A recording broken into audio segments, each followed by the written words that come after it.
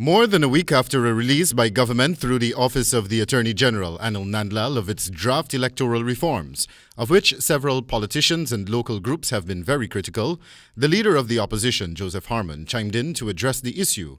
But instead of regurgitating the views already propounded by others, Harmon chose to shine new light on the issue. During a virtual press briefing on Wednesday morning, the opposition leader spoke to the alleged importation of Bangladeshi, Afghan and Pakistani labor in the country by the incumbent administration. We are therefore calling out this PBP regime to make public the numbers of Bangladeshis, Pakistanis and Afghans that have entered Guyana, that work permits were granted for and for how long.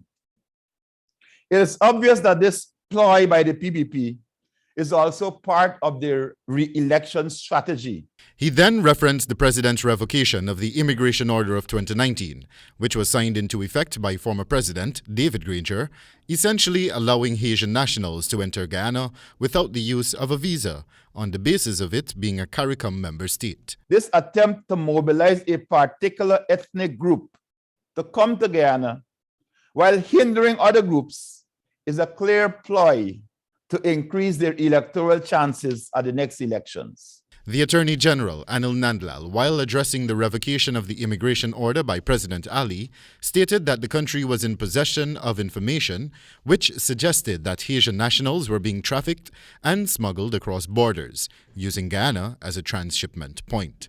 Harmon ventured on to address the government's proposed amendment to the Representation of the People's Act, where it seeks to divide Region 4 into 4 sub-districts. That is, the insertion of a new section, 6A, into the Act. The creation of sub-districts only for and in District 4, whilst leaving other districts untouched, particularly Districts 2, 3, 5, and 6, represents the creation of an unequal electoral process and system. Just last week, aspiring leader of the People's National Congress Reform, Aubrey Norton, told members of the media that the proposed reforms by the PPP administration was its way of attempting to rig the next regional and general elections.